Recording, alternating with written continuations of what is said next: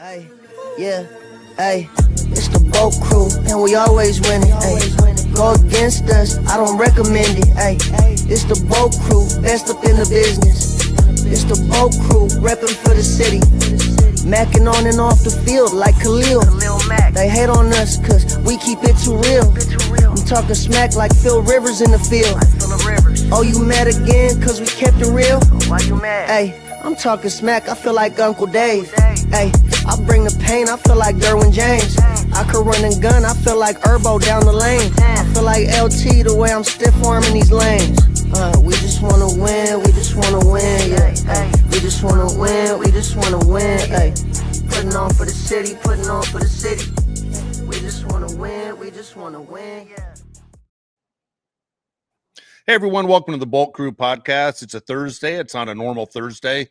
It's actually the first day you'll see the Chargers wearing their uniforms and their helmets and facing another team on a football field, as we have the Hall of Fame game today. And yeah, we're to the point where everybody is saying it is dragging this summer. When are we going to see the NFL? When do things start to get good? A lot of times people are already setting their fantasy football basically lineups and their draft dates and times everything are going to go. We're almost in a football season and it's still July.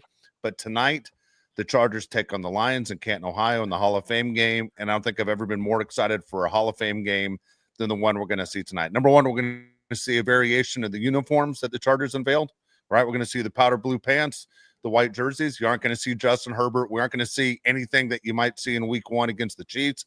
But at the same time, it feels like reality's coming back, right? The way life is supposed to be, and that's football every single week. I'm jazzed up. I'm jazzed up. I'm super hyped for this. I would never use the word jazzed up, by the way. I just thought it was funny. I'm super hyped, Mario. Like today's the first day that I feel alive again. It's great. Even though it's the game that means nothing, it still kind of means something, right? Because there's a lot of guys on this team. You want to see what they can do. You know what I do today, Mario? I say, QJ, you run down the field 40 yards. We see if you can catch it. Because in games like this, it doesn't matter. See what QJ's made out of. And I get hyped up, Mario, when I listen to guys like Daniel Jeremiah, who grew up a Charger fan in San Diego, talk about this team and say, they're stacked. This team is loaded. There's a lot of talent on this Chargers team, and they're going to bring it this season. I'm really excited for tonight's game, even though we might not see a handful of starters. Look, I am too. And my favorite thing that the Chargers have is there's nothing better than when your team has a fun preseason quarterback and just like a name that you know. Like Trey Lance is fun. He's like Mr. Preseason. He always like kind of pops off during them. And then behind him, you have, I'm not going to try to pronounce his last name, but you have DJ that went to Florida State, then Clemson. Like you just have, names that you know that you get to watch and go, oh yeah, you remember him? And you just get to play that fun drinking game where like, yeah, who did he, where he go to college? Whoever doesn't get it has to drink. You get to play that game. That's a good time, Dave. And that's what I really look forward to every single preseason.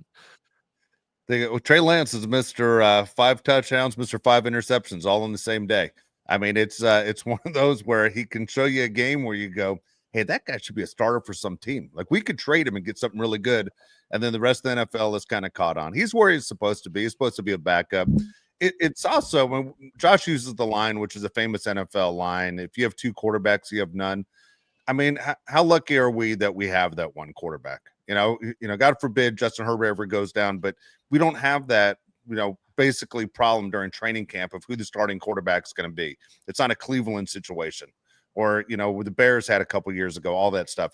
This is where the Chargers are going. They're fine-tuning things over the next month to get ready for that first game of the season against the Chiefs in Brazil, and we're ready to go. But again, I'm very excited as the football season gets closer. I don't hide the fact that I follow 3 major leagues. I follow the NBA, I follow Major League Baseball, I follow the NFL. The NFL is my favorite. It's my favorite to watch. I coach baseball. I don't coach football, but the NFL is my favorite. And when you say, what is the best sports month? I go, it's October because it gives you everything. It gives you big time baseball. It gives you the start of the NBA, but also every NFL game matters. And so for me, as a longtime sports fan, this is where it kind of feels like, all right, here we go. This is the best part of the year is coming up, and I could be more excited for it. It's kind of funny when Dave is talking about how we don't have to worry about our starting quarterback. The Chargers in the last 20 years have had to decide who the starting quarterback was going to be twice, right? It was Drew Brees or Phillip Rivers. and they might have chose wrong, right? Drew Brees went down as one of the, he had better stats, if you will, than Phillip Rivers, won the Super Bowl. And then Tyrod Taylor, Justin Herbert, and they chose wrong again. I mean, the 2 times they had to make a decision on who the quarterback should be, they actually might have chose wrong. But we're very blessed to have Justin Herbert. I'm excited for tonight's game.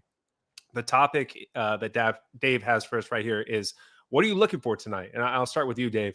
What is something that you're looking for tonight in the game? You know what? I'm looking for the rookies. I mean, I know that's the easy way out to say I'm looking for the rookies, but we have rookies that basically people are talking about. I want to see our new receiver, right? I want to see KLS. I want to see Omarion Hampton, the first pick of in the first round, the Chargers' first pick. I want to see what he has. But Keandre Lambert-Smith was a guy that, yeah, we might have spoke about him on draft day or draft weekend, but the way people are speaking about him in camp makes me wonder, is he all that, or is he a distraction? Is it one of those where it's the real deal? Trey Harris, obviously interested in seeing, but I've spoken about this a million times on this show, where the guy I fell for was Trevor Gaylor back in the day. This is around the time Mario was born. I mean, that's how long ago it was, but it was a big deal being out at UCSD when the Chargers had their training camp and doing live shows from there. And everybody we interviewed, oh man, you guys got to take a look at this Trevor Gaylor kid. This kid's going to be a star. He wasn't. He was absolutely awful. Okay. It wasn't one of those deals. So when I look at what is the hype train, meaning is it fake or not, it's always interesting because every single team in the NFL has a hype train of a guy that really they know is not going to be the guy. It's a distraction situation. And Jim Trotter, who worked for ESPN, Sports Illustrated, the San Diego New Tribune, covering the Chargers on a regular basis, he says the solid players in the NFL, and I think it's important because Josh brought this up the other day about Clinton Hart, about are you concerned about Clinton Hart not looking great? The solid NFL players who know they have a roster spot, they work on all their weaknesses during this time. So a lot of times they aren't going to appear like, hey, they're solid players. If they know they have a roster spot, they're going to go, if I can't go left, I'm working on going left. If I stink on up close coverage, then that's what I'm going to do the most. It's not a matter of looking great for whatever fans want to come out and watch. The coaches know what they're working at. So don't freak out one way or another. If a guy is great or if a guy looks like he's not doing well, but he's going to make the roster, they're working on their weaknesses. For sure. And the rookies are the guys I have my eyes on too, right? Because we know what we have for the most part with Quentin Johnston and Darius Davis. But, you got to see what these other guys have because they're supposed to make a huge impact this season because Joe Ortiz made that statement by not going out in free agency and signing a lot of guys. He's going to rely on these rookies just like we relied on last year. And even though Junior Colson's not a rookie, Mario, he basically is because he barely played last season. He was undersized and he wasn't ready. I want to see if he looks ready to play this season because if he pulls a Henley and is all over the place, the Chargers defense is going to be amazing. I think Junior Colson is going to be a huge piece of this defense. Denzel Perryman's getting up there in age. You kind of need Junior Colson to step into this role. But if I had to pick one player that I need to shine tonight because he's going to be the future, it's Omarion Hampton. Especially with this Najee Harris situation, we don't know when he's going to come back, what his status is. Omarion Hampton is said to be more explosive than any running back the Chargers have had in recent memory, probably since LT. The most complete running back they've had since LT, and he's going to be the difference maker for this team to get them over the hump because we can rely on Justin Herbert to throw the ball, but we really need somebody to run the ball to balance out the offense. And I feel like, too, when you have these rookies playing in these games, it's very easy to not really show everything from like a wide receiver position because you just don't have to throw them the football. And it's like, hey, we're just going to do this other part of the game where you just run it. For running back, there's no way to hide how talented you truly are in that first matchup. I think we see that of Hampton tonight. With you, I just want to see a little bit of explosiveness, a little bit of a tease of what I'm going to get later on in the season or week 1 against the Chiefs. That's why I want this Lions matchup. And I do kind of expect that, especially in the first quarter. And then I think they're probably going to take him out. I would love if we get just remember Josh Jacobs when the Raiders played him in the first preseason game, and it was like a big FU towards him, and he just decided to put his nuts on the other team's face and drag it. He played lights out. Maybe we get that from Hampton in this one. That'd be awesome. But Junior Colson, you mentioned it.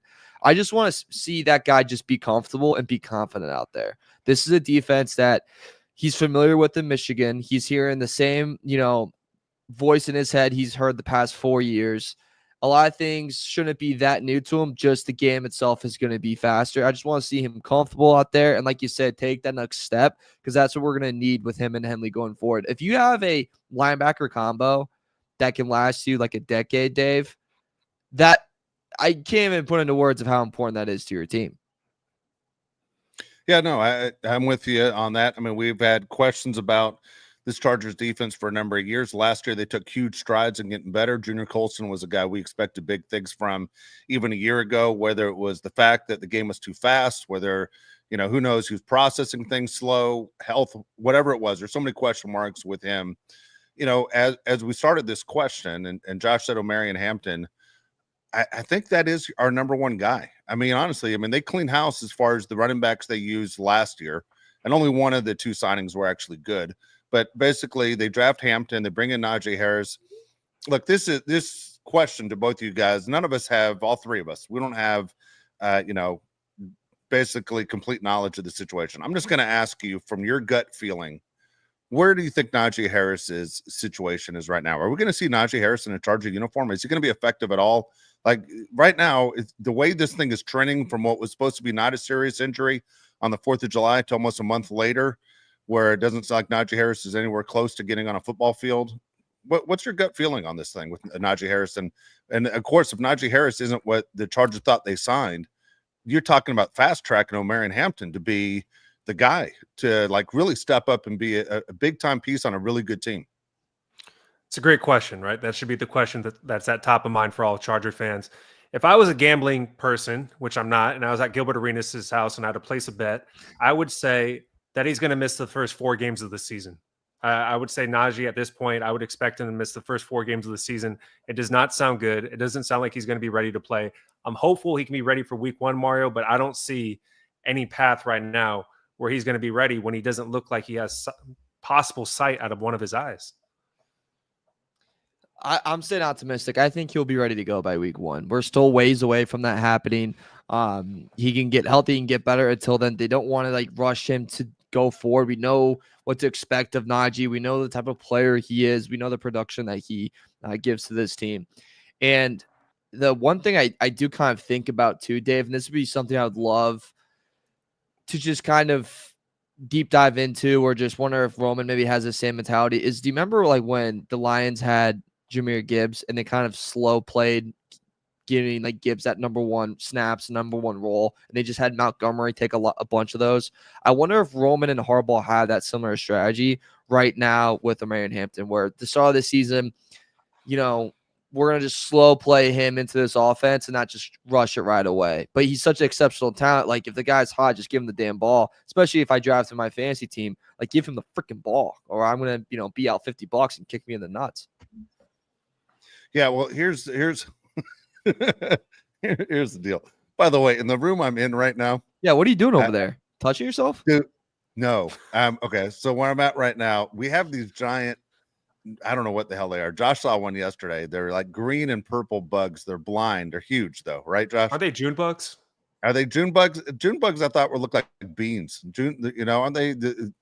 June bugs, I thought, are like brown. They're like beetles or June bugs, one of the two. Yeah, they're like flying beetles, dude. They're big, Mario, and they rattle. Okay. So, where I'm sitting, I'm looking down at my feet right now, and either there's one by my feet right now, or it's a rattlesnake. Literally where I'm sitting. So I'm looking down and going, what is near me? But they're blind. I just want to kill the damn thing, but it's driving me crazy because I don't want to hit me in the legs.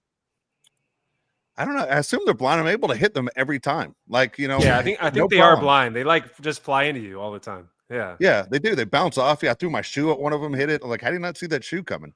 Yeah, it was. But for some reason, there's one in here right now, and I'm looking down, going, "All right, where is it?" All right, getting back real quick on Najee. In all seriousness, man, I hope he's okay. I don't want anything we ever say on the show to sound like we're attacking the player seriously. Okay. No. If I say something about Joey Bosa in the past, yeah, I meant it. Was very frustrated with Joey Bosa. Najee Harris, though, is a guy that doesn't have a history of being a punk. I want to see Najee Harris have success. Najee Harris seems like he's one of those athletes that has done all the right things from high school through college to the pros on the way he handles himself. Very irritated, I'll be honest with you, because it seems irresponsible to go playing with fireworks. We make jokes about it. Everybody does every 4th of July. because we've seen an NFL player, a really good one, blow off his fingers and go, who'd be dumb enough to touch another firework again? Dude, the glasses he's wearing are those giant like blenders. You see him? I mean, he's hiding, and it feels like the Chargers are hiding information. He looks like, remember when Donald Sterling's girlfriend wore that big mask and stuff? I mean, good God, he's one step away from wearing one of those. You know, was there like V Steviani or some stuff like, and whatever? Who cares? Steviano or something. Yeah. Nice what a pool. pull. You know, I'm talking thanks. But at the same time, I'm like, what are we doing here? It just feels like there's a difference of gamemanship of, hey, we aren't going to tell you what's up our sleeve, to what's the purpose of not saying what his health is? And the fact he's not on the field, and the fact that they're so quiet, dude, it makes me want to think, not believe, makes me think this is a worst case scenario for Najee Harris. It's exactly what I was going to say. The fact that you don't know a lot right now, Mario, is making me feel negative about the situation. Hopefully I'm wrong. Once again, I hope I'm wrong. But this is going to be one of those situations we're going to look back at and say, do you remember when Najee Harris had that firework incident and Omarion Hampton stepped up? What does that sound like when the training staff almost killed Tyrod Taylor and then Justin Herbert had to step in? I'm not even making a joke. Like, it's very kind of similar to that situation. And if Hampton and Harris ball out, I got a nickname ready to go in my back pocket. Triple H. Herbert, Harris, and Hampton. Like it. Trademark. Wow. Trademark. I think there's a Triple H out there already. I'm not sure about that. I'm pretty sure There he is. exists. But Oh, yeah. no, I'm kidding. I know he exists. But it'd be cool, man. I would love for Omarion Hampton to step up in this situation out of something bad that happened to somebody else, but he ran with his opportunity. It's kind of like the Wally Pipp situation. And dude, Triple H, dude, we'll just beat that guy's ass, dude. We got him. Us three versus him. You know, we got it. What's he gonna do? Body slam us? I think he's Break on half his steroids. body? No way. Okay, well, all right, I'm out then. I'm all set. But I do agree. Steroids. Yeah. Keep going. No, I don't know. I'm staying optimistic with this Harris thing because I remember, this time last year, the plantar fasciitis thing that Herbert had, a lot of overreaction was done to that, right? Like, I remember us logging on and there's comments already going, season's over. Like, we're screwed already. And it's like, okay, well, it's August 15th. Let's wait it out a little bit. So I think that's just one of these things where let's see if it's still a storyline in 2 weeks. And if it is, then I'll start to panic. But like, if it's not, then I'm going to keep moving forward. Okay. So tonight, obviously, it's a Hall of Fame game. This is a Hall of Fame weekend. It's always great when you look at the guys and they give their speeches. The NFL, to me, buries Major League Baseball when it comes to the speeches. They always do such a good job on their stories. It's, obviously I'm an older guy where I watched the Hall of Fame speeches because I watched all those guys play, and always a little disappointed. Some are good, some are bad, but when they drag, you're like, man, you had a year to prepare for this. The NFL, they always do a good job. Not too often do they do a bad job. Every single one of them kind of tugs at your heart a little bit. You can understand the fight or the people that were with them to make them get to where they were. So as the Hall of Fame, obviously will take place, today, we look at the guys that are getting in. And so when you look at the guys who are in, obviously we have Antonio Gates, we have Eric Allen, we have Jared Allen, and we have Sterling Sharp. Now, out of those guys, I've seen every one of these guys play as a football fan and seen, most of their games. I'm guessing for you two, neither one of you basically either recall Eric Allen or Sterling Sharp. Am I correct on that? I don't remember either one. I know Eric Allen's from San Diego. Good guy. Yeah, from Point Loma. I know that. And there's 500 YouTube videos of how Sterling Sharp was the most underappreciated football player of all time. I've seen that a lot. Don't disagree. First of all, Eric Allen might be one of the nicest guys you've ever met. Like top 10 nice guys going. He's the San Diego guy, has nothing to do with anything. Never played for the Chargers. Played for Raiders, Saints, Eagles. Tremendous football player. Long overdue getting in my opinion. Eric Allen was great. Sterling Sharp, my opinion, long overdue getting in as well. Suffered a serious neck injury. And at the time, my opinion, he was much better than his brother Shannon, which is saying a lot. Sterling was a receiver. Shannon was a tight end. The tight end position has grown a lot over the last few years. Shannon's obviously great, but they're both Hall of Famers is what I'm saying. They're both deserving Hall of Famers. Sterling Sharp was ridiculous. Like, he's a guy you would have taken in the first round of your fantasy football draft. He was that good of a player, and then his career was cut short. And then unfortunately for him, the Packers going to win a Super Bowl without him shortly after his major injury. But he gets in and was a tremendous player, completely different than his brother as far as that personality where he just talks all the time, kind of quiet, but an outstanding player. Both really good. Obviously, every one of these guys is good. They're Hall of Famers. Who are we kidding? Jared Allen was a guy that was loved everywhere he played. Fans loved him. A guy people buy his jersey, that kind of deal. But a little bit of a maniac with the hair and everything you want from a defensive player. But in my opinion, guys, out of these 4 guys in the Hall of Fame class, and you can disagree with me, Antonio Gates is the most accomplished, best player going in the Hall of Fame this weekend. I don't even think it's close. I think Jared Allen was awesome. I hated him when he's on the Chiefs, but he was good everywhere he went. Eric Allen was before my time, but I looked up the numbers. Very good player. Sterling Sharp probably would have been the best out of all of them if he would have played a full career. But in terms of career stats, I think it's not even close. It's Antonio Gates. I am today years old when I found out Jared Allen played for the Chiefs. That went right over my head. Like, I remember him so well as the Vikings. He was a beast in the Vikings, but also when he's a Chief, I was like in diapers still. Like, come on now. Yeah. But that one just went right over my head. Yeah, I would say Gates is. I mean, most receiving touchdowns in history at tight end position, and the Chargers records, you name it, receiving wise, Buddy's got it. Like, he stands at number 1. I do think, and maybe this is a bias because we are a Charger show, but I think Gates as a tight end maybe kind of just got overlooked just because of where he fell. Like Tony Gonzalez was there for like early on in his career. Later on, then Gronk comes along and it's just like earth shattering. You kind of get earlier Kelsey days-ish there mixed in as well. I think, Dave, that he just kind of flew under the radar as such an exceptional talent, but just did not get as enough love and attention as he probably should have. Greg Olsen too, thrown in there. Yeah, he's so much better. And Greg Olsen was good. Gates was so much better than Olsen. And I always thought Gates was compared to Tony Gonzalez because, as you said, same division. He was always chasing Tony Gonzalez's records. Gates was unbelievable. Like, I was fortunate enough to go to every Charger home game that Gates ever played. I will say this, and I tell people that you would sit next to me on different weeks and who hadn't seen Gates on a regular basis. I go, just watch 85. He's always open. It doesn't matter what the other team does.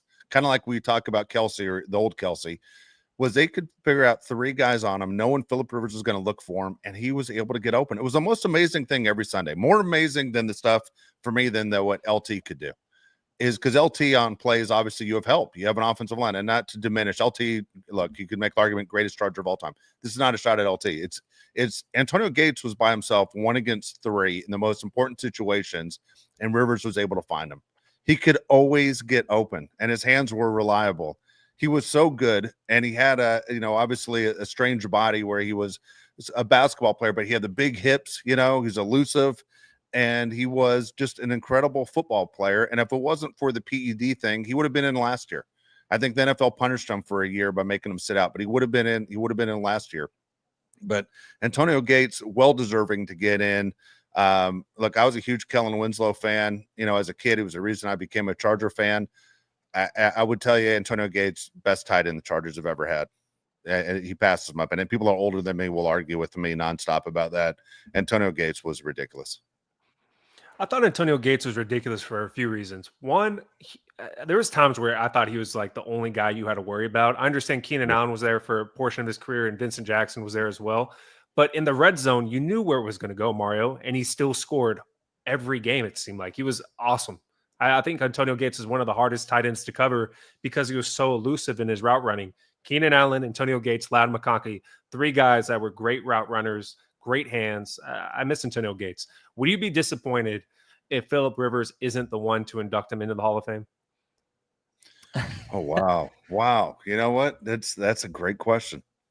Yeah, and do it as a surprise. Like that, like do make it where like he doesn't has no idea. Like Phillip Rivers is there. He tells him like, "Yeah, I couldn't make it." Now you pick your person as a game. Yeah, the player picks. The player picks as well. Everything's well in advance. He would know. I know. I hate that though. Like if I was me, I'd like, dude, surprise me all the way around. It's so God dang, I hate surprises. It's so funny you said that. I'm so not a surprise person. For for us and Charger fans, I think all of us, this would probably be a 100% poll where people would say it has to be Rivers. Rivers needs to be the one to induct him. I mean, they were such a solid team together. I mean, Rivers, again, as good as he was, who was his go-to guy? He was always looking for Gates when they needed it most. Who even would do it besides Rivers? Like, I can't even think of anyone that they would put up there. LT. Like LT, yeah. You think? I mean, I would have said, yeah, I would have said like Marty if Marty's not here. Yeah, no, his wife. Come on, dude. Well, no, I'm gonna give you guys. Someone wrote. I saw it pass through. Said, Dave, do you have any Gates stories? I'm gonna tell you a Gates story later in the show. But the guy part of the story, if he was the one that did it, wouldn't surprise me. At the same time, it's Rivers. Rivers has to be the guy. But I have a Gates story for you that's kind of crazy. Later on in the show. Say it now. Why later? Why not now? When you read the questions, we'll do it then. Okay. It's called a cliffhanger. You guys subscribe and like the show. Now you got to stay on the entire show. Quick Hall of Fame question outside of that. Did they let Shannon induct Sterling with everything that's going on with him? You still think they will? Oh, yeah.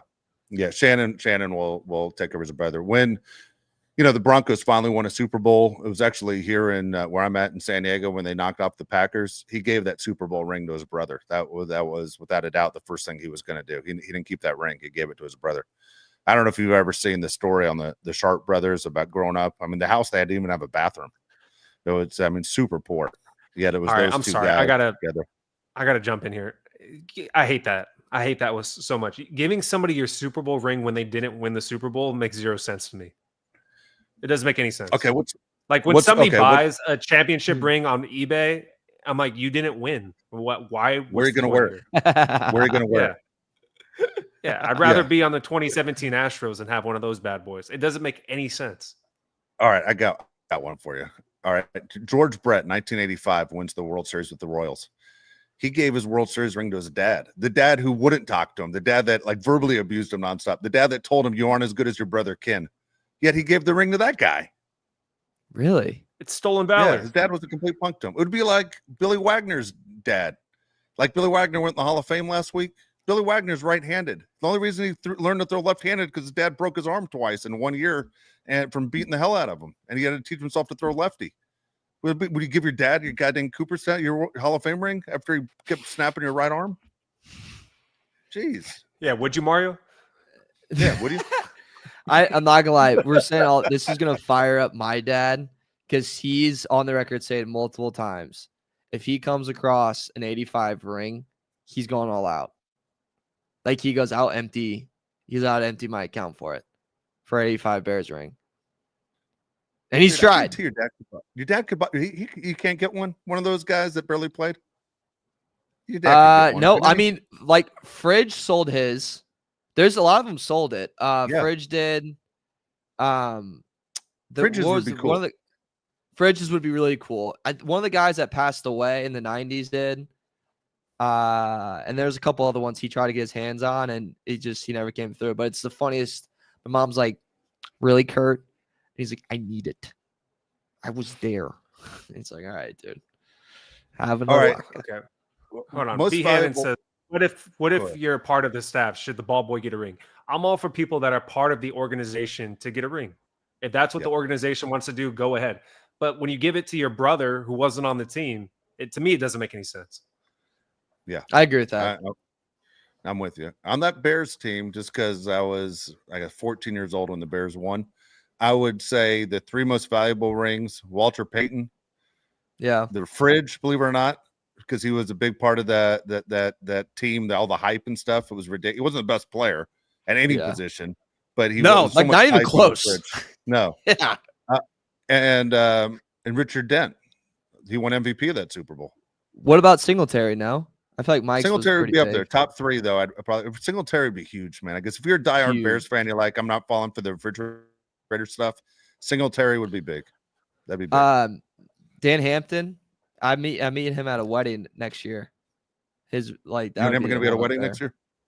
Yeah, he's my. It's a long line, but he's apparently going to be at the wedding. Yeah, and I can't wait to watch my dad just bug out. Anyways, that's funny as hell. That's funny. Dude, okay, here you go. Just something real bizarre. It's going to take 2 seconds. My sister doesn't know anything about sports, Mario. Is really Yeah. good friends with Mike Ditka's daughter and has no idea who Mike Ditka is. So damn funny to me. Like, they had no Really? idea. Does Yeah, he still live in nothing. Chicago? I thought, or I don't did know he where he move lives. south? I don't know. He had a place in Florida. That's a whole Yeah. off the air story. I'll tell you later. Are you sure? Do you guys Anyway. want to talk about the 1990s Bears? But you guys can keep going. You have Jesus any Dave Christ. Durson I stories? had like four. I had like 4 in my back pocket if you wanted it. Yeah. How's Rex Grossman? Is he cool, man? Was he a nice guy? Apparently, All he right, lost a here we lot of weight. Actually, not kidding you. I heard the story at work 2 days ago. There you go. All right, we're last topic here is the top quarterbacks in the NFL. What is their record against playoff teams in the last 3 years? We got we got 5 quarterbacks here: Patrick Mahomes, Josh Allen, Lamar Jackson, Joe Burrow, and Justin Herbert. Mario, if you had to take a guess, out of those 5 quarterbacks, which quarterback has the best record against playoff teams in the last 3 years? I'm gonna take a wild guess. That's Patrick Mahomes. Dave, do you concur? I concur. It's Patrick Mahomes. It's not even close. He's 23-8 against playoff teams in the last 3 years. That's a 74% winning percentage, which is absolutely incredible for, playing against playoff teams, for God's sakes. Next on the list would be Josh Allen. He's 14-9, 61% winning percentage. You have Lamar Jackson, who is 17-11 against playoff teams in the last 3 years. That's also a 61% winning percentage. He's also in a terribly hard division, right? The AFC North. You got Joe Burrow, losing record, 11-14 at 44% winning percentage against playoff teams. Surprising. And then last is our hero in blonde hair, Justin Herbert. Do we have any guesses what his record and winning percentage is against playoff teams in the last 3 years? Mario, what would your guess be? So I know last year we only had 2 wins against playoff teams. That was against the Broncos. I think year before that we only had 1. So I'm gonna guess 3 and whatever. Dave, I'm gonna go. I'll go like 5 games under 500. I think you're being a smart ass. I think you did that on purpose. yeah, you wrote it. Justin you wrote it in. Herbert. Yeah. Yeah. You're trying to rattle the cage here. Mario's correct. Doesn't know what he ate for breakfast yesterday, but he knows that Justin Herbert has 3 wins against playoff teams in the last 3 years. 3-18, Mario. For those of you keeping track at home, that's a 14% winning percentage. Thoughts?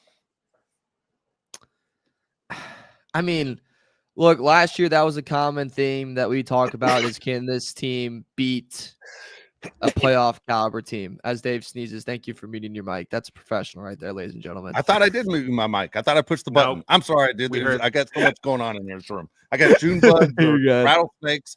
I'm looking at the TV right here. I got some major Rattlesnakes. baseball news for Josh. When the show gets over, Josh is going to lose his mind in a second. So there's so much. Who did going the on. I thought Padres I trade? muted my mic.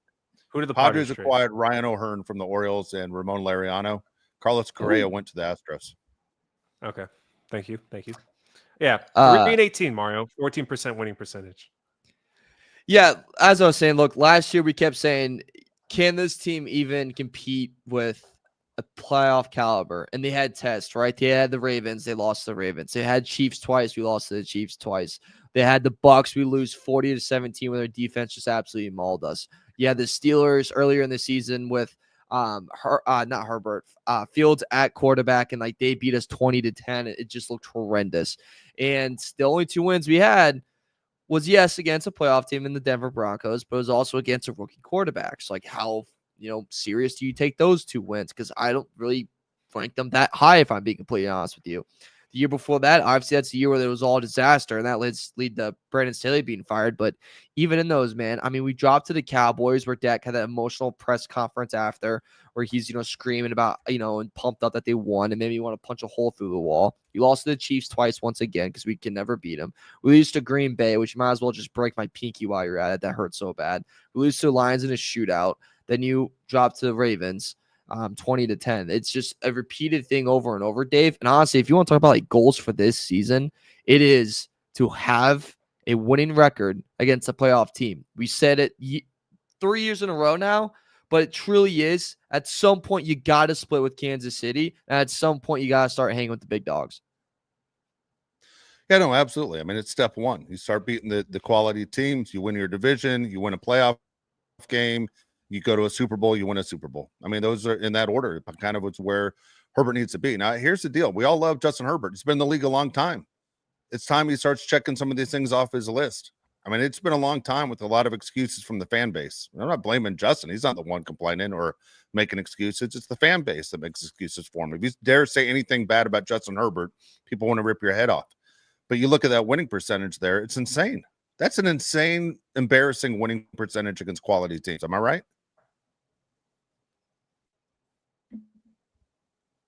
I'm right. Yeah. I mean, it's terrible. 14% is awful. All these other guys are so much better. Imagine you got Joe 14% Burrow, on a chemistry even Joe test. Burrow. I did. I did. Yeah. All right, here we go. You want to do the questions, or you want to do one more? You want to do the last thing? Whatever you want to do. Rundown? Save that for next show. We're gonna go to the questions because Mario has a rant today, and Dave also has a rant. Okay, so we're going to start with the questions. We got 10 comments here. First one comes from JCA, 100 pesos. Thank you. It says, aren't you guys worried like I am about Najee and Q dropping balls? I keep hearing media say that we're loaded. Justin Herbert has no excuse now. What the hell are they talking about? We just have rookies in Conklin. What do you think, Mario? Yeah, I don't really buy the narrative that we're absolutely loaded. I think people that say that aren't really glued in that well to the team. I think they'd look at Quinn Johnson's numbers jump from last year to like the year before that, and you go, oh my God, this guy must have really improved. But if you watch the film and like pay attention to the team, you realize he just had kind of more opportunities. I wouldn't say there was drastic improvement in that area. But when it comes to also of the dropping the balls and like stuff coming out of camp, Dave, I'm starting to just believe in those narratives just less and less. We talked about this last time. You have so many reps in a practice. There's going to be 10 reps in a row. You look fantastic. Going to be 10 reps in a row. You're probably going to look like dog crap. Pick which one you want to spew out. Pick which one you want out in the media world. Look, as far as QJ goes, I'm not trying to sell you anything on QJ. I'm not. I mean, he has to convince me. I've already basically have 1 foot out the door on him. That's why it's important to me that the guys they brought in can replace him and we move on of what will eventually be, hey, that was a terrible decision. Not only was that a terrible draft pick, but at the same time, we had to sit there and use other draft picks in the future to make up for that terrible draft pick. And QJ, look, they're still going to give him an option. They really don't have a choice. He was a first-round pick just a few years ago, but he hasn't proven to be a quality, reliable, and reliable what bothers me the most, reliable NFL receiver. You can't have guys dropping balls on third down. I'm sorry. And so for a QJ to do anything, I'll take it, but I'm not expecting anything. Like almost to the point I feel like I shouldn't get mad when he makes a mistake. I should get mad at the Chargers coaching staff for keep putting him in there. So QJ, I'm kind of out the door on O'Mary, and I think he's going to be fine, and I think Najee is going to be fine if he can see. I'm not being a smartass on that, but dude, you can't play any position in the NFL where basically you have to pick up guys who are trying to attack you from different directions with one eye or catch a ball with one eye. It's extremely tough to do. Try driving down the street covering one eye and see how hard it is. It's not easy. Sorry. Yeah. I'm more concerned about Najee's eye more than his hands. I believe Najee can catch. I've seen Najee at Alabama and the Steelers. I know he can catch. We just need to make sure he can see out of both eyes. That's it. Sean 999 says football and bulk saving me from stress of buying a home. Cheers, boys. Congratulations. That's cool. Buying a house. Nice. Yeah. Where are you moving? Good Let deal. us know. Good for you. Yeah. Yeah. If you need people to help you move, I would call your brother, family members, Not something us. like that. Not Wolf Crew. Not us. Nope. It's not the Bolt moving. All right. AK sure. 499. Josh, my brother, I love you. All I'm trying to say, the last 5 years in AFC playoffs, everyone said this is the year Bills or Ravens in the Super Bowl is not. Okay. We'll get to you in a second, AK. I believe you probably commented again. 1999, Sean again. Thank you, Sean. Says Kyle Kennard needs to ball. Looking forward to watching Caldwell and see where he sits with the rest of the defensive linemen. Figure out the cornerback room because of injuries and the undrafted free agents apparently balling out. Just stoked to watch ball. Me too. I mean, that's something that we haven't really talked about, Mario. We don't know which undrafted free agents are going to play tonight and show what they have, but it's always fun to see a couple guys that you didn't even expect to be on the team maybe make the 53-man roster.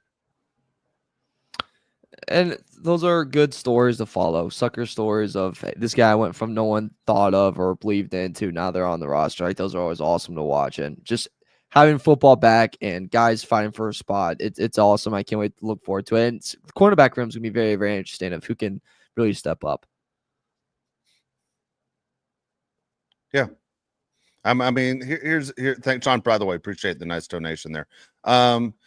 It's funny. We're talking about a team that's supposed to be extremely talented, yet we want to see which guys step up. That's why the question the other day about preseason games, how much do you think these guys are going to play?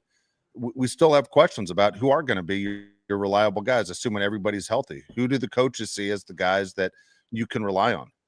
I mean, this team is supposed to make a major stride, and considering you won 11 games last year, there's not a lot of room to go outside of winning your division and winning a postseason game. This team needs to make moves, and we're running out of time. And I'll always look at this is what I'm looking at. I don't know about you guys.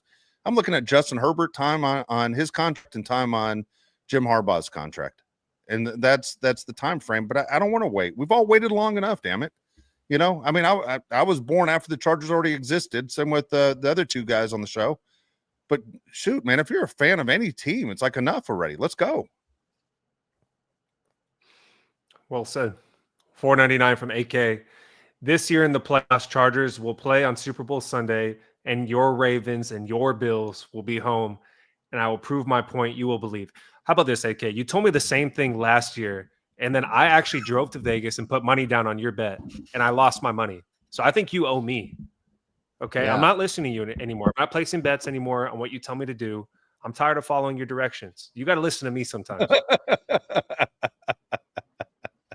Yeah, my Bills and my Ravens. I think a lot of times people look, last week I picked the four teams that I thought had a chance of making the Super Bowl, and I put Bills and Ravens from the AFC because I said you take the Chargers out. People do this all the time, AK, by the way. They just don't take the popular pick. It's boring to say Chiefs. Yeah. You said, remember a few years ago, it was obviously it was going to be the Patriots and the Eagles in the Super Bowl. And I picked different. I was like, well, I knew. I should have just said what I thought was going to happen. But it's boring to do it that way. It's always to go reach for that one. And somebody outside of LA, Southern California is saying Chargers, and people in that market are freaking out. Chargers? What are you, crazy? And people are saying this is the year for the Chargers. I think we've all been in those productions room too, where like we need something to hit today. Yes. Well, I think the Chiefs are going to win the Super Bowl. Thanks, Jeff. All right, who else has anything for today? Anyone else have an opinion that we can actually market? Yeah. Yeah. Then you turn to that when you leave the room, that effing guy. That's what they say. Yeah. Thanks. Sep Nazari, $10. Who says, Dave, do you have any good stories or memory about Antonio Gates when you were covering the Chargers? My favorite Charger of all time, number 85. Okay, here's my favorite Antonio Gates story, and it happened day one. Okay, do you remember who the quarterback was of the Chargers when Antonio Gates got here? Drew Either Brees. one of you? Well, Mario was 2. Doug Flutie. Well, Drew Brees was there. It was Doug Flutie. It was Flutie Flake. He was still playing. It's Doug Flutie. Oh, yeah. Yeah. And Doug Flutie said, that guy Antonio Gates is the real deal. Like, he's going to be a star. And I remember going, what? Like, I was looking at my sheet. They give you that roster of like all the guys in camp, like 90 guys. That guy right there is going to be a star player. He's the real deal. And I remember going, okay, I'll pay attention to Antonio Gates. Doug Flutie says so. Doug Flutie, day one, predicted that Antonio Gates was going to be a star football player. When, honestly, let's be honest, he was signed as a college basketball player, of maybe someone they could teach football to. He wasn't even supposed to make the roster. They could say whatever they want. He wasn't supposed to make the roster. And Antonio Gates is a Hall of Famer this weekend.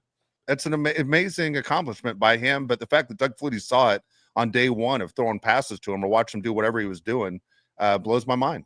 I think about that all the time, that Doug Flutie knew it right from day one. That's a good story. There you go. That was good. I never heard that one. Mighty 499 says, why is it you can be called the best at your position at any other position, but quarterback if you are on a bad team? You'd be the best at any other position, but quarterback if you're on a bad team. If winning isn't just a quarterback stat, asking for Herbert. I've said this a million times on the show, and I'll say it again. Dude, the quarterback is the only player on the team that touches the ball on every play. Like the people want to say quarterback's not a winning stat. There's no player on the field that has as much to do with winning or losing a game than the quarterback. You can't be a great player and be on a terrible team. You're not a great player. Do we disagree or agree on that? Like, I agree with that part, but I'll add to it if you want. Here's the deal. We tell you all the time, there's one player on every team that's associated with that team and that logo. It's the quarterback. If I say right now to me, hey, who comes to mind when I say Baltimore Ravens? If I say Buffalo Bills, if I say even the Miami Dolphins, you might say Dan Marino. It's always a quarterback. Patriots, it's Tom Brady. Even if I say Buccaneers, you might say Tom Brady. It's always the quarterback. He's the face of the franchise. The quarterback is the same as the logo of that team.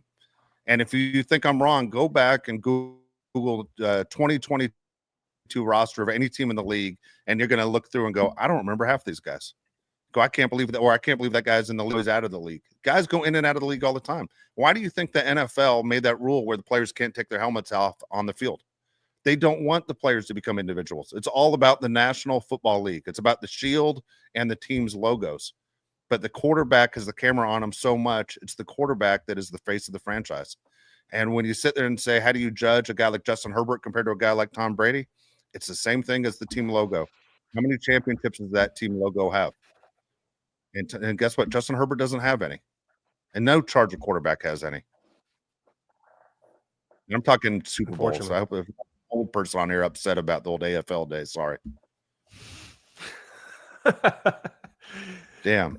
Mighty commented again. He says, or his question, he says, Wilkins as our ball boy, all in favor say aye. Like, all joking aside, if Christian Wilkins was healthy, I would want him on the Chargers. He could definitely help any team. I mean, what tackles do we have? What pressure do we have right now? Yeah, I would take it. And if he was healthy and, minus everything. Dude, I just want talent. I want guys who are going to help us win. I don't care. He's not kissing me. I don't care. That's funny. All right. JCA 50 pesos. He says, have you noticed Rivers never talks about Justin Herbert? They interviewed him today, and first time I hear something, he said, they got a good one. That's it. Dave, what do you think Philip Rivers thinks about Justin Herbert? I think Philip Rivers thinks Justin Herbert's great. Okay. When you say he never talks about Herbert, when's the last time we've seen Herbert talk in the last 5 years? Herbert doesn't get interviewed a lot. When's the last time we saw Herbert asked a question about Justin Herbert? I mean, Rivers asked a question about Justin Herbert. He doesn't. If you know Philip Rivers, he's the nicest guy in the world. He wouldn't say a bad thing about anybody. He's just not that guy. He's not. I've never seen Philip Rivers trash any player ever and be serious about it. He's going to give compliments out. The fact that the Chargers are lucky enough to have Justin Herbert even be part of this organization again says a lot. Philip Rivers is concerned about one thing. It's his kids. Look where he lives. He could have stayed here in San Diego in Southern California, living in a great house, dealing with great weather. He lives in horrible weather back in the South again in that humidity. He's all about family. His mother-in-law lives in Memphis. He lives in Alabama and spends time in Florida. Justin Herbert's all about family and his religion. That's it. I have nothing bad to say about Rivers. It's not Dan Fouts. Dan Fouts used to trash Rivers on national TV every week. Two quiet guys. Back to back. You know what I mean? It's just guys that don't talk to the media. I mean, you think about two things. You think about Philip Rivers, there's two things he loves for sure, right? Sex and football. I mean, those are the two first things I think of when I think of Philip Rivers. Who doesn't, right? Seriously. More in common. He's just like, he's just like every other man, right? Good for him. Also, when Herbert retires, do you think we'll ever hear from him again? Honestly, I doubt it. Justin Herbert, you said? Yeah. He's not going to do anything. He won't do media. He won't do a podcast. He doesn't want to be in a freaking movie or anything. He's like, I'm just going to, go back to Oregon, relax. See you guys. You're probably right. Yeah, you're probably right about that. Jeez. B Hannon, $2. When Oh, you is the skipped over Leah. Oh, my bad. I'm sorry, Leah. I'm sorry about that. Leah, $4.99. She says, Dave, you just broke the Rhino Hearn news to me. Says says a lot of bad words that you can't read on show in asterisks. I'm sorry, Leah. Your team's not very good. I thought the Orioles were going to be good this year. Dude, here's the deal, man. Leah, your team gave up when they decided they weren't going to pursue another pitcher outside of Corbin Burns. I mean, you signed 48-year-old Charlie Morton, for Christ's sakes. What did you think was going to happen this year?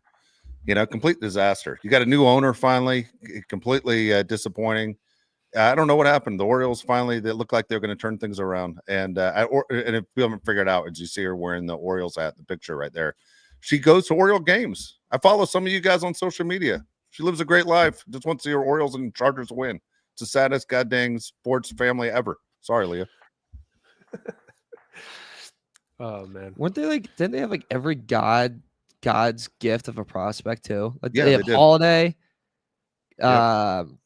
Rutschman, and why am I blanking on it? Henderson. Gunnar Yeah, Henderson. they still can't figure it out. Yep. Nope. Can't figure it out. Jesus Christ on a cross. Just traded Cedric Mullins to the Mets too. he's not good. He's not. All right, No. Here we go. B Hannon, last question here. $2. He said, "What is the last book that you read, Mario?" Shoot, good question. The last book I read, was the Kobe Shaq book, Three Ring Circus. Cool. Yeah, it's That a pretty sounds good good. book. Yeah, well, crazy What about Kobe you? stories in there, crazy ones. What about you, Dave?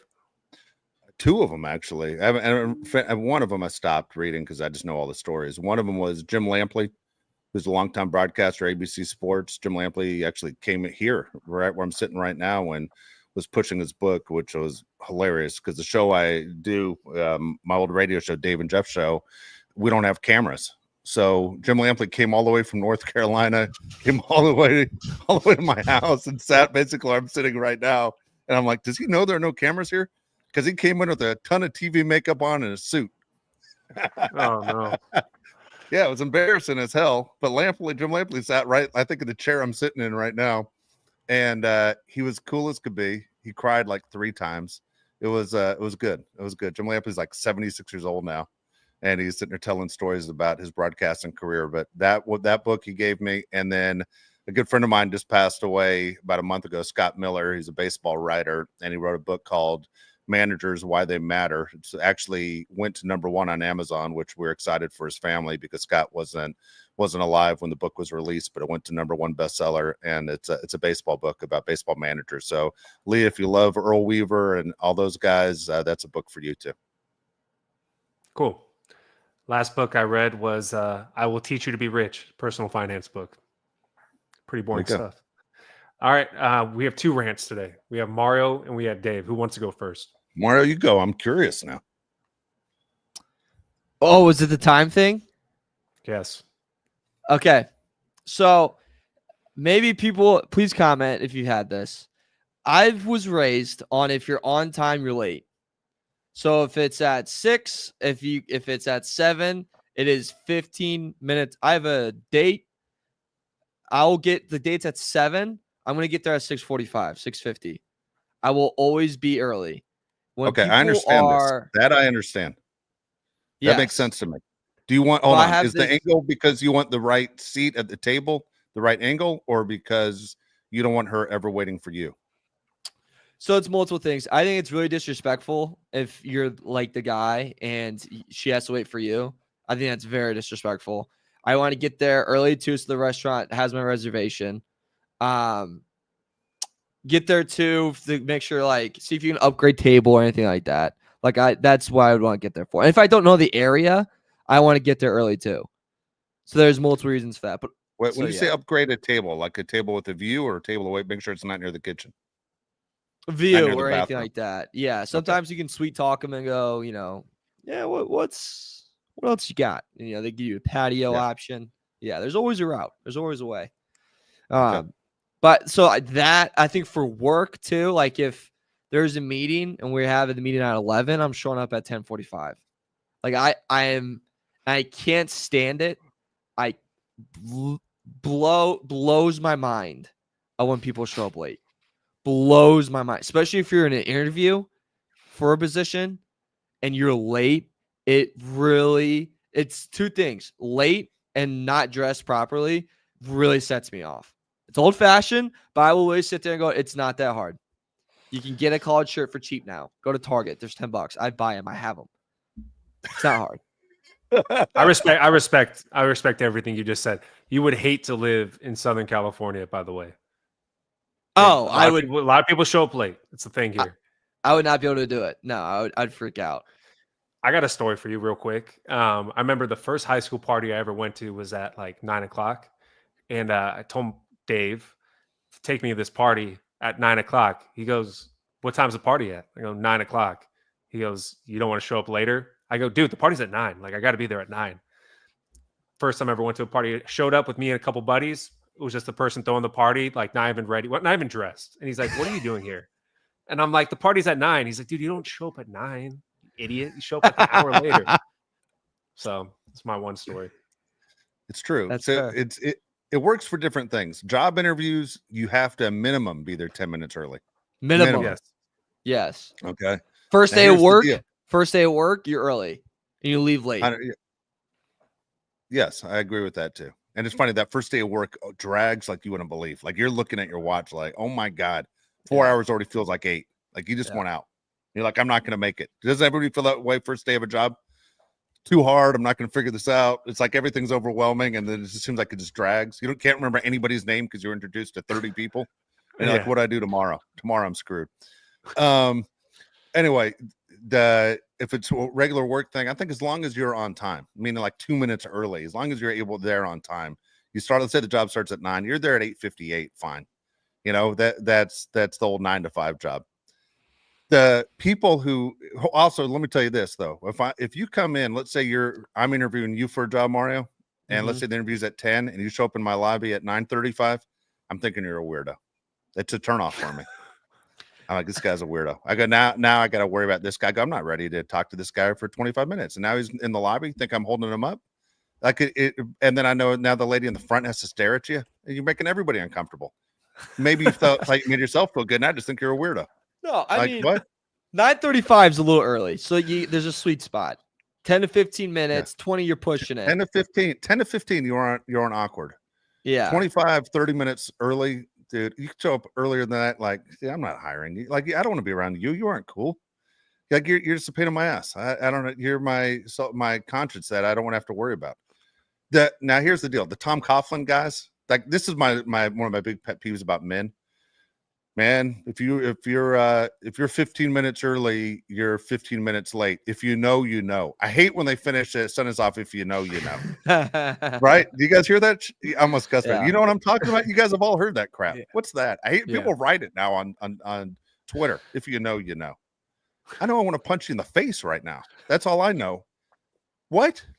Stop talking to me like I play for the New York Giants. I'm not Brandon Jacobs, you asshole. Damn it.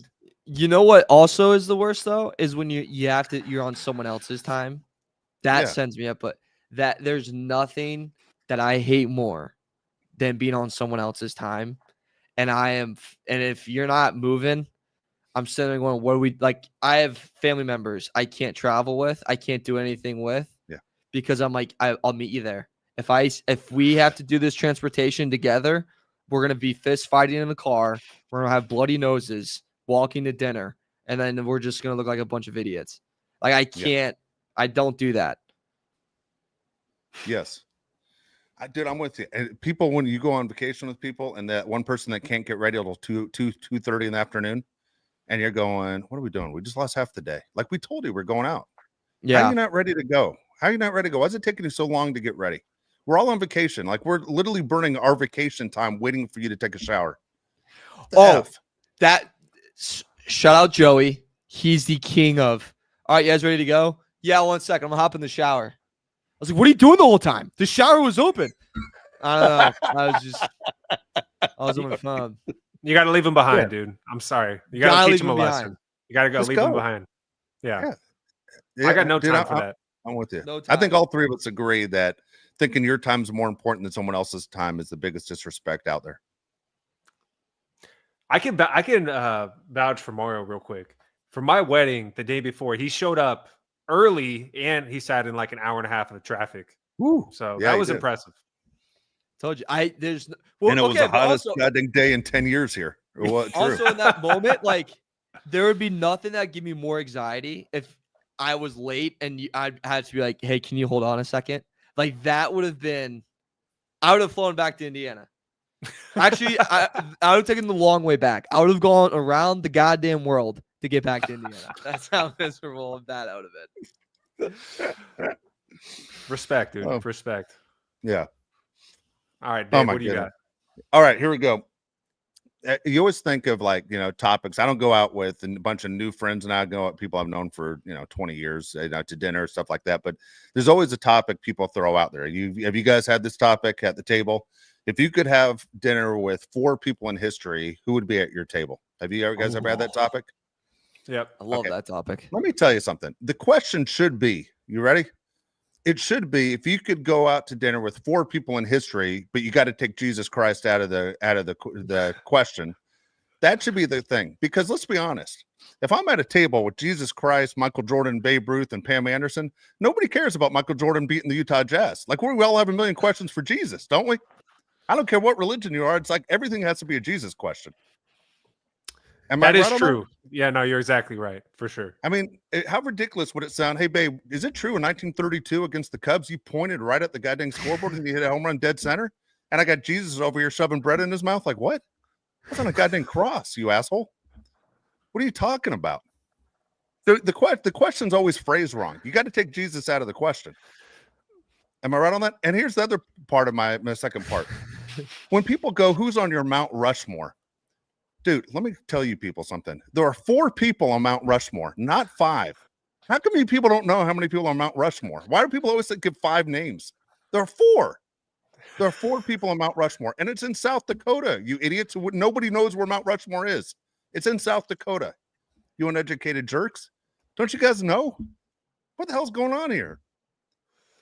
Damn it.